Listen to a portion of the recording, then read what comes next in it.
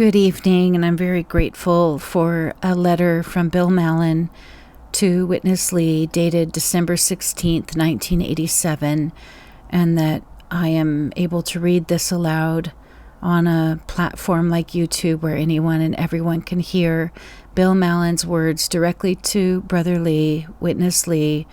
And I believe that this letter was not directly responded to, but definitely many of the claims made in Bill Mallon's letter were never directly responded to, but they were responded to in a public way in messages printed as a book called The Fermentation of the Present Rebellion.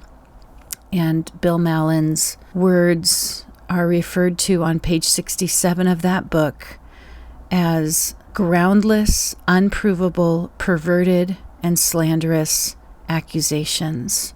So I would like you to weigh that accusation of Bill Mallon's words being groundless, unprovable, perverted, and slanderous with the words that you're about to hear in this letter. Bill Mallon, along with John Ingalls, John So, and Joseph Fung, was labeled as leprous, accused of conspiring against Witness Lee to overthrow his leadership, and each of them had addressed their concerns about central control and about Witness Lee's son, Philip Lee, who was abusive toward saints, toward believers, was sexually inappropriate with sisters, sexually violated sisters, and did overstep in controlling tactics and coercive tactics toward believers and toward churches. But instead of responding honestly, faithfully, and righteously to these leading brothers' concerns, Witness Lee and his, I will call them minions, quarantined these brothers, lying about them, and published the lies as a book that was then circulated throughout the world. Very, very sad. Anyway, I hope that you would listen to Bill Mallon's letter and get a sense who is more trustworthy, who has more of a spirit of love and of power and of sober-mindedness. The man writing this letter, or those who contributed to the Fermentation of the Present Rebellion book. William E. Mallon, 11327 Southwest 172nd Street, Miami, Florida, 33157, December 16th, 1987. My dear Brother Lee, I am both grateful to you and appreciative of your telephone call on Wednesday, December 9th.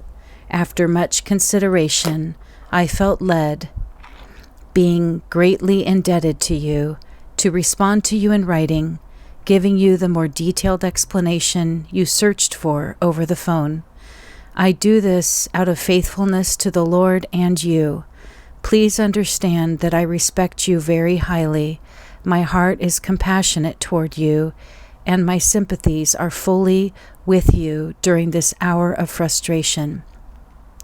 Please permit me to fellowship in all honesty and candor, knowing that honesty risks arrogance just as humility risks hypocrisy.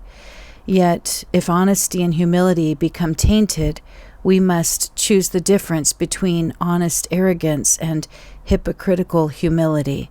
In other words, we should do nothing at the expense of truth and reality.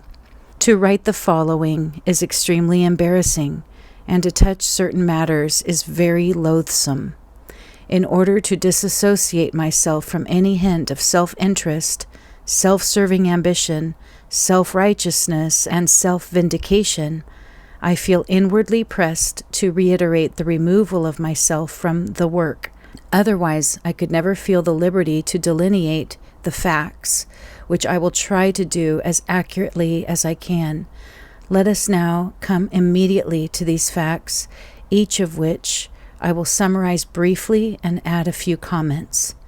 1. In the spring of 1986, the office purchased a house near Davison campus, just north of Charlotte. Their fellowship with the brothers was not only withheld, but the brothers were also censured as being unfit for coordination and too slow for cooperation. Roger Fierro was selected by the office to take charge as a full-time worker, a brother of whom everyone in the South was extremely reluctant. I suggested that we should go slow with this brother, but upon hearing this, the office deliberately and hastily purchased the house and installed this brother into position, flagrantly declaring that when the Lord moves, he moves quickly, that time is important, and the door is now open to North Carolina, and that we have only a little time to be faithful. They utilized this brother and went on a promotional campaign to push this project by means of videotape. Later, at an Irving training, the office called on the carpet brothers who represented the churches in the South. With video cameras trained on them, the office reprimanded them for not financially supporting Roger, berated them for not being one with the ministry, and pressured them for monthly pledges under a cloud of intimidation. In fact, the brothers were asked to write out checks totaling $6,000 right on the spot for his personal debts, and then to pay monthly amounts for his pledged support. But before this time, not once was the opportunity for fellowship given to the brothers, for they were not aware of this matter. Afterwards, when Tom Caesar asked Ray Graver for an explanation for the seriousness of the meeting, Ray sharply answered, "We do what we are told. This incident is contrary to your fellowship with the churches in that the full-timers should be approved by the churches." Recently, it was discovered that Roger had received double, overlapping support for a few months after this training from both the office and the churches. What a bungled mess. Several months later, Roger Fierro was manifested to be the wrong brother because of such weaknesses as fabricating stories and practicing opportunism. Once Tom Caesar and John Little called the office about problems he was causing.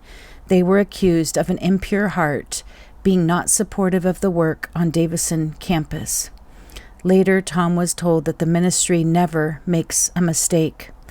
Although the brothers in the South are not perfect, having many weaknesses, they nevertheless attempt to run backwards in order to be in one accord. But the office fails to give them the opportunity of fellowship to demonstrate their oneness. The principals from the office who are involved in these affairs are Philip, Benson, and Ray. That would be Philip Lee, Benson Phillips, and Ray Graver.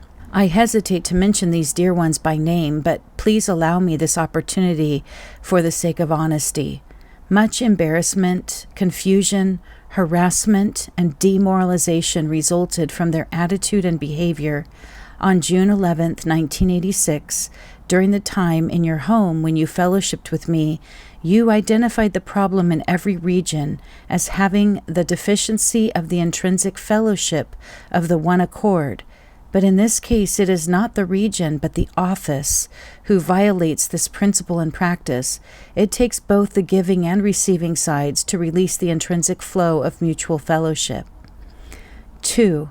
The office received a fabricated report that the brothers of the church in Atlanta had made the decision not to be one with the ministry and did not show the videotapes about, quote, the one accord, unquote, training of the elders in February of 1986. Moreover, Leo Garrett, one of the elders in Atlanta, had attended the last meeting of those elders' training when you gave some instructive fellowship to the brothers from the churches in San Jose and Anaheim, which was about rearranging the elders. When Leo Garrett heard this, he was burdened to step aside because of his age and allow younger brothers to replace him. Apparently, Jim Barry, a brother in Atlanta, more will be said about him later, had called the office that Leo Garrett was forced out by the elders and that the elders do not want to play the videotapes mentioned above. Then Benson and Ray called Leo, commending him for standing in oneness with the ministry, while censuring the other elders for not cooperating with the ministry, extolling Leo for being pro-ministry while berating the other elders for being anti-ministry. They then urged Leo to remain in the eldership so as to defend the ministry. Then Leo told them they were badly mistaken, after which time Benson asked Leo to have Jim Barry give him a phone call. However, the church in Atlanta was in fact one with the ministry and was in fact showing the videotapes on the elders' training about the one accord. A lie was fabricated, action was impulsively taken against the church, and a tale-bearer was believed. How ironic that such a situation could exist over the videotapes that are about the one accord. Furthermore, I had served the church in Atlanta for 12 years and had fellowshipped with you over the appointments of the elders in Atlanta, but Benson and Ray never once contacted me about these matters. Again, permit me the freedom of honesty to ask the following. Why is it so easy for the office to believe a lie? Does the office have the auspicious inclination to quarrel with those who have the appearance of not being one with the ministry, jumping to conclusion that they are doing their own work? Why has the office made advances into the local churches around the country on the pretext of watching over the interests of the ministry? Is the reason for Benson and Ray failing to contact me about matters familiar to me that of the lack of trust and confidence? A few months ago, after Bob Ellis returned from Taipei, he gave this admonition to the elders at a meeting of elders from the South. Turn everything over to the office and the ministry. Philip and Brother Lee have big plans for this area. It is imperative for us to give our coordination to Philip and the office, and they need evidences that we will do anything they want. We have to coordinate with Philip, and if Philip beats us to the ground, we have to learn to get up and come back to him, for he has seen Benson and Ray beaten to the ground, and they have gotten up and come back. Is it too much for me to make this honest assumption? Is the one accord which the office promotes the one accord of fellowship, or is it the one accord of lining up with the office? Let me strongly declare that the brothers in the South are committed to do anything and everything in their power to cooperate with any burden you, Brother Lee, may have. But why this harangue? Number 4. While I have demonstrated the grace to rectify any issue with the office, nonetheless the office has made a quarrelsome issue over my personal notes on the one accord training, which were simply copied for the situation as it existed in Miami, but were unfortunately circulated more widespread than I had expected. Why was the matter of these harmless notes inflamed with such furious indignation that this became like a major court case requiring overbearing action? Did anyone consider how delicate and tenuous the Miami situation was, and that to withdraw my notes might be erosive and repercussive? Was this incident taken presumptuously as rivalry and considered to be competitively embarrassing to the office? If so, how ridiculously absurd. Also, was this little instance utilized to make me a public example so as to undermine my service in the South? I heard that Ray Graver's secret motive for telling Philip was to do me in. Please know that I am willing to bend over backwards to comply with the requirements of the living stream, but Philip's second letter seemed unduly warranted, insisting on demands that were oppressive to my mind and spirit, as well as chilling to my function and my service. Number 5. Another illustration of the deficient fellowship of the one accord concerns the gospel team a few years ago. The gospel team gave the distinct impression that the churches were not one with the ministry and that only they carried out the ministry. Although we brothers were very happy for them to come to Knoxville, yet their fellowship with us was evasive. The churches were belittled, and the saints generally were given a poor attitude about the churches. Then the churches were saddled for their support. For example, Howard Higashi, Jake Jacobson, and Bill Dudley thrust Jim Barry into full-time gospel work, a brother with whom we all have a long, turbulent history and have grave reservations about his approvedness, it was impulsively imposed upon the church in Atlanta to accept and support him. Subsequently, he arrogantly adopted the same attitude that he is the unique brother of the church in Atlanta who is one with the ministry and with Witness Lee's burden. He demoralized many of the saints, became very independent, and opposed the elders and the church. Some members of the church told the elders that they could no longer in good conscience give money to the church since the church supports him. In conclusion, he is now no longer serving and no longer in the church, steps which he himself took. I wish I could mitigate these words, but here is another example showing that outward conformity is imposed in violation to the mutually intrinsic flow of fellowship among the workers. Number 6, the young trainers, Minoru Chen,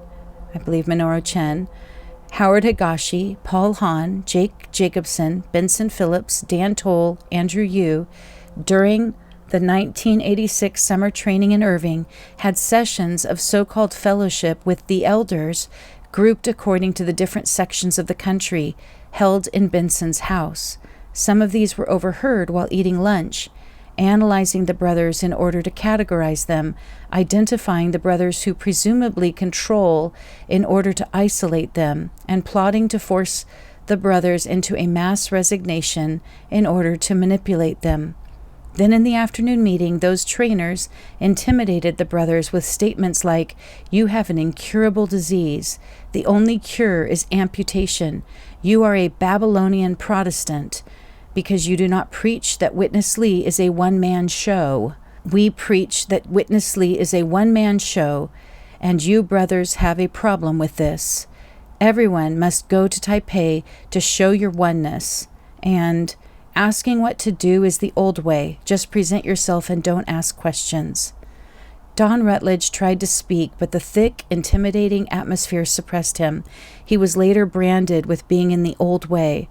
Afterwards, these young trainers said, "We have to be better prepared so no one can speak up like Don did." What kind of attitude is this when brothers should be practicing the inner anointing and the mutual fellowship?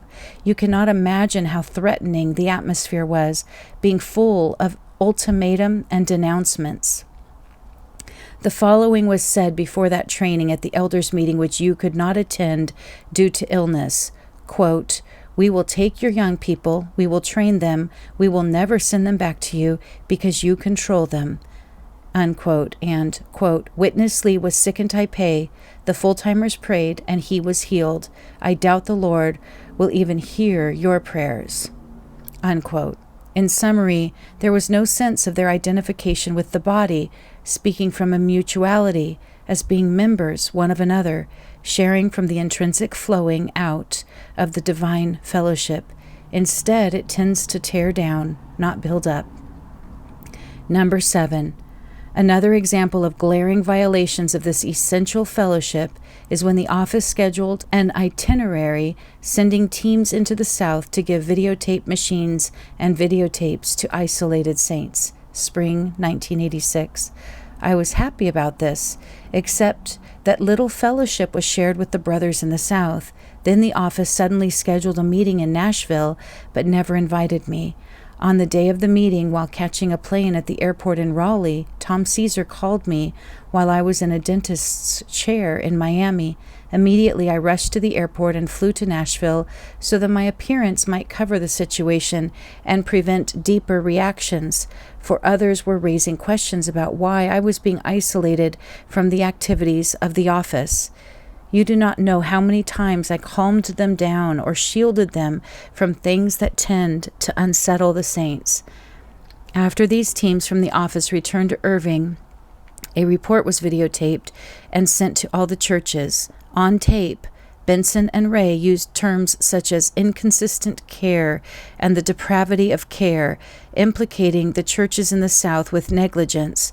The derogatory way Benson and Ray portrayed the South was grossly exaggerated, which became unsettling and upsetting to the brothers and sisters who served and sacrificed much for the Lord's recovery. Moreover, brothers throughout the country who saw this videotape said they had a very poor impression about the churches in the Southeast. The office told other brothers that they suspected that the reason why these isolated saints were scattered and not in the church was because the elders had problems with them. This is unfair and dishonest. The fact of the matter is that many of them came from other parts of the country and some from the area of the office. How could the office have the license to incriminate the churches in the South with such blatant and lying insinuations? Here again is an independent breach of fellowship, the effect of which was extremely undermining and demoralizing to many of the saints. The overall intent, it would seem to me, was to put the poorest construction on the churches in the South, making the brothers with the saints appear as having a careless attitude and an indifferent heart, with callous concerns for the Lord's move. Also, they easily listened to the disparaging talk of unstable and disgruntled people, such as Roger Fierro and Jim Barry and others. No fellowship was attempted to learn of the situation, but it seems as if the office was presumptuously clearer than the ones who live and labor here. I do not have any more heart to go on into more points. Enough is enough. This letter sounds too arrogant, but to mitigate or soften its tone will both obscure my honesty and incur the risk of hypocritical humility. Brotherly, I sympathize with you because the situation appears to be similar to the Iran-Contra affair, when responsible men around President Reagan broke the law of Congress and carried on covert activities which were illegal, and yet at the same time never informed the president, though many in Congress and the news media question the president's involvement. Likewise, it appears to me that responsible brothers nearest to you have carried on underhanded activities and gave undermining fellowship without your knowledge. Yet as the president was willing to accept responsibility and took action accordingly, I trust it will be incumbent upon you to do likewise, according to the wisdom and understanding the Lord gives you. Although this letter is much too lengthy, I believe the serious nature of the problem merits my continuation with some of the points covered in our telephone conversation on December 9th. 1. I can understand why you urged me several times to forget, but this letter should indicate that the problem is not trivial, but seriously reaching to an acute condition and a critical stage. The tendency is to procrastinate, hoping the problem will go away, or to ignore it, pretending it does not exist. But this is not responsible action. As someone said, if you are not part of the solution, you are part of the problem. In order to confront the problem and accept my responsibility, I wrote you a letter, and I cannot now forget about it and leave it alone until it is resolved. If our body is sick, we do not forget about it, but seek a diagnosis and a treatment. 2, I appreciate the word that I should forget the circumstances and stand with the basic. This is a good word, but the circumstantial things were mentioned so as to point out to you the symptoms of a very serious root. I wrote the letter to give out signals that are symptomatic of a very fundamental problem, and the way I see it, it is using the power of politics, which is to impose the will of one upon the will of another, so as to either overtly or covertly coerce him. There has been the political abuse of the oneness and of the fellowship so as to centralize a power base in order to control others. This is what we call a hierarchy. Hence, it is not a matter of circumstances, personalities, trials, or feelings of discouragement, for these are but symptoms. For example, Benson and Ray, as well as others, promoted Philip Lee, proclaiming everywhere that Philip is Witness Lee's closest co-worker, that Brother Lee has no one with as much wisdom, energy, and insight as Philip Lee, that Philip is Witness Lee's choice, regardless of his anger and abuse of the saints, that everyone must submit and contact Philip Lee and or the office. Such audacious promotions are obviously symptoms of a disease. 3. The source of the problem is not Roger Fierro or Jim Barry. How could these two novices be trusted more than the more experienced brothers? The problem in the South is not due to these two brothers, but with brothers outside of the South who have broken the most fundamental principles of the recovery and utilized these two brothers to invade and control the South. We thoroughly know these two brothers, but others, by neglecting the intrinsic fellowship, have thrust these brothers into a position that can be used to tear down what has been built up. 4. I know that this is a big recovery, and I feel very happy that we are trying to return to the scriptural way, and God forbid that I should try to hinder what has been gained already. For me to take the attitude and action that I have taken, however, indicates that I am desperately concerned lest something so very good as the mustard herb grows into a hierarchical tree with high-handed tactics exercised by the branches to control. I am desperately concerned lest the subtle enemy sneaks some leavening corruption into the fine flour. We must be warned of certain danger signs and beware of our vulnerability for being baited into a snare. 5. You asked, who discredited me? The source is not the trainees, but the young trainers who surround you.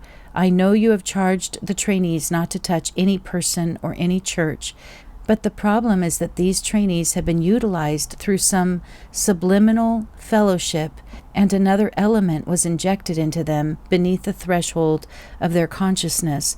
The effect of this upon the trainees when they arrived home is that they have been either very depressed or very fanatical. These trainees enjoyed your fellowship about the new way of practice for all the churches to follow when they were in Taipei, but once you left the meeting, the young trainers, I'm sorry to say, injected another subliminal element into them. For example, a brother here in Miami who finally got cleared up wrote inadvertently Bill Mallon in his notes in those places such as, we have 200 churches and one office. Churches have reputations with the office. Immediately he considered what kind of reputations the office holds about different churches and various brothers. This gives ground to the enemy to interject many corrupting and disrupting thoughts. 6. You mentioned about what Watchman Nee saw in 1937 and 1949, how he saw the new way of practice for the church life, and now is the time for us to fulfill his vision. I truly want to be part of this also and give my absolute and overwhelming support. It is altogether a different and insidious problem. Your mentioning of Watchman Nee reminded me of what I read in the Normal Christian Church Life, especially chapter 7, about among the workers in the Living Stream edition, pages 144 to 164, which brings to the surface this hidden problem. Here he speaks about spiritual authority versus official authority, about proper fellowship versus central control, and about local churches and branch churches. Spiritual authority and the proper fellowship produce local churches, but official authority and central control issue in branch churches. While we need to fulfill Watchman Nee and your burden, yet at the same time we must also beware of another side element subtly creeping in. Brother Lee, I have drunk of your spirit, and I absolutely followed spiritual authority and the intrinsic fellowship in the flow of the river, which brought in the mutual life and love of the local churches. But I fear that another thing is coming in with official authority and central control, which will invade the local churches and transmute them into branch churches. We need to identify and isolate where the enemy is attacking and what channels he is using. The real snare is to compromise and sell out in the name of oneness. May it be exposed before there is a total collapse. 7. Brother Lee, although I have written this letter, it does not take away one iota from the deepest appreciation I have for the concern and care both you and Sister Lee have shown for me, my health, and my family over the 24 years that I have been in the recovery. Yes, I do remember how we have worked together, first shoulder to shoulder for 10 years in Los Angeles, and then from a distance in New York, Atlanta, and Miami for 14 years. And now we have fought many battles together for the Lord and his recovery. Yes, we can testify that we never had any personal trouble between us for these 24 years, notwithstanding, and I know we both mutually agree, the problem both you and I should face together is beyond the personal and beyond personalities. The very first step in having love, care, and concern for others is to listen. Listen. I earnestly hope you will not take this letter and misapply it to mean that a problem exists between us. 1,000 times no. But the situation as defined in this letter demonstrates a much deeper and broader problem. Both of my letters reveal the insidious pressures of a menacing hierarchy in all of its ramifications, coming in to subdue, control, and take over the very recovery of the testimony of Jesus for which we have labored and fought, and in the process trampling underfoot the essential, intrinsic flow of mutual fellowship among the brothers. Comparatively speaking, it is easy for me to bear my daughter's illness and financial burdens, but I no longer can stomach the evil of playing politics by using and abusing oneness with the ministry and with the office. This absolutely has nothing to do with flesh and blood, but with the spiritual, dark forces behind the scene who are working in deception. Now I wish to conclude this long letter. You will never know of the intensity of my consternation. I have suffered a great dilemma over this matter of speaking with you about the affairs surrounding the office. You probably do not realize how much of a promotional campaign that went on for the office, which would correspond to a political campaign. What compounded the problem and prevented me from coming to you is that Philip, being your very own son, was positioned into a very prominent place of the work. A message you gave in Anaheim on April 18, 1983, entitled Practical Talks to the Elders, number 6, Avoiding Family Entanglements. Here you testified that Watchman never brought his relatives into the church leadership or into the work. I can now see the wisdom of this, because in your case, I say this kindly, to have Philip established into such a prominent place of the work has frustrated and hindered transparent fellowship between you and the workers, as well as between you and the churches. In my case, I agonized long as to what to do. Finally, I decided to withdraw from the work, thus giving me the basis for writing a letter to you, indicating some signals, hoping you could see that these signals are symptomatic of a more fundamental root, as I have attempted to explain above. You may ask, why did you not do anything before now? First, for 3 years I stood against my concerns, because they seemed to be founded without supporting evidences. There were a number of insinuations and innuendos, but I felt to wait until these were more manifested. Second, the principle is that it always takes time. Time is the best means to manifest things. Even today, I expect I know only the tip of the iceberg, which means that much more is submerged beneath the surface. And finally, the third reason, because of your son Philip, who was so conspicuously involved, I was in an agonizing dilemma. To me, it meant that if I touch your son, I would touch you. Please understand that I do not interpret this situation as being related to personalities or circumstances, but the enemy's attack to corrupt and destroy the recovery of the testimony of Jesus, which we love and treasure so much. Since Philip was now so intricately involved with the work, I eventually worked through my dilemma and decided to resign from the work. By divorcing myself from the work, I then had the ground and the liberty to be open, transparent, and honest with you. Finally, I believe that a kind of blind loyalty has been promoted, which issues into a propensity to obstruct truthfulness and single-hearted faithfulness. Blind loyalty is very much of the soulish, natural life. It blinds us to honesty and reality, leads us down a narrow and false pathway, and protects our self-serving ambitions from challenge and criticism. Honesty opens ourselves to grow in wisdom and effectiveness. May we lay ourselves open to the deepest challenge that is called upon us in this hour until we transcend and transform the natural. I apologize for the lengthiness of this letter and its frankness. This letter is not meant to be judgmental or cruel. My motivation for writing it is to extend myself to you for the purpose of nurturing you for our spiritual growth, just as you have always done so in the past. May His prevailing blood cover us and His sufficient grace supply us. Always respectfully yours as a faithful brother in Christ, William E. Mallon.